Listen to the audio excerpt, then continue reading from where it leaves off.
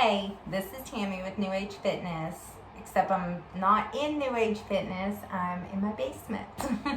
I wanted to go ahead and start making some videos and just some public content I'm going to post on my page. I'm still working on all of my draft members. I'm on it. I'm working on getting everything set up where we can have classes. I'll send you a log on in the next day or two. It'll be Thursday at the very latest, where we'll have some online classes that we can practice together, and then I'll upload them if you can't do it at that time, so you can access them later. I'm so not technologically savvy, so I'm getting some help from somebody who is, and I'm in the process of getting it set up, so that should be ready soon. But in the meantime, like I said, I want to just start to offer as much material as I can. You know, we've got a lot of time on our hands. We have a lot of access to news through social media, the TV, everywhere. We're constantly bombarded by it. So I want to offer something different. I want to help pull us back down to earth and back into our homes and our bodies and out of this big global mentality we're in right now. And I'm not saying it's not important, but sitting around worrying about it and sinking into a depression is not helping the greater good. So that was the first video I really wanted to offer today, are my top 5 suggestions of what you can do to manage your emotions and just kind of get yourself grounded again during this time, because it is really overwhelming. And these top 5 suggestions come from my personal life. These are things I'm applying in my personal life. So the first one is get things done. There are so many things. If you're trapped in your house, then you are trapped in the place where you have so many unfinished tasks, I'm sure, almost without exception. List 15 of them, and hopefully that's all we'll need, because hopefully in 15 days life will be back to normal. List 15 manageable things. Cleaning out a closet, just little things you can do in a short amount of time.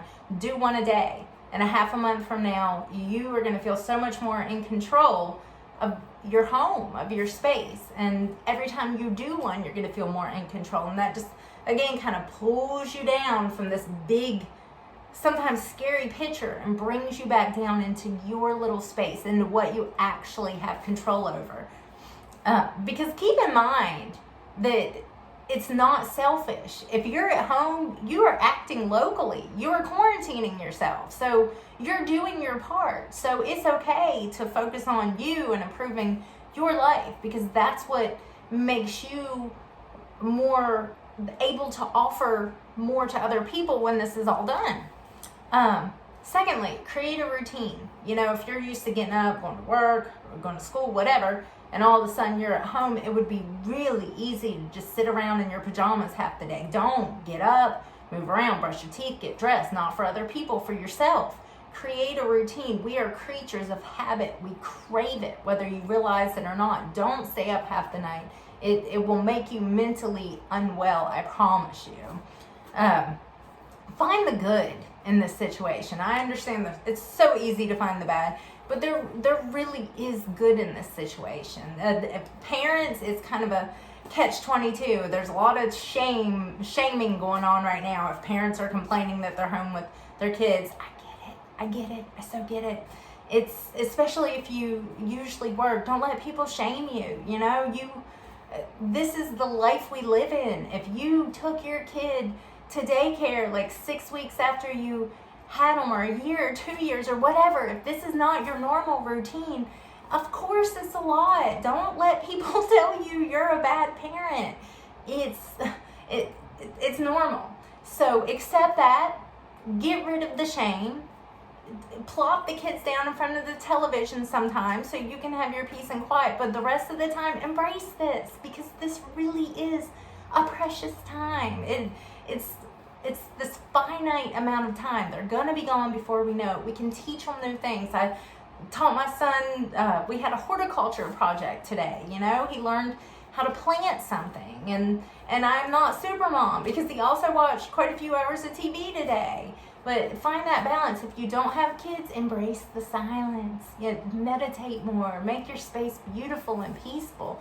So whatever your current state is, find the beauty in this moment. It's okay. It's okay. Yes, people are suffering, but you being sad and depressed does nothing. Again, you're acting locally. You're at home. You're quarantining yourself. So it's okay to find the beauty in this, because that's life.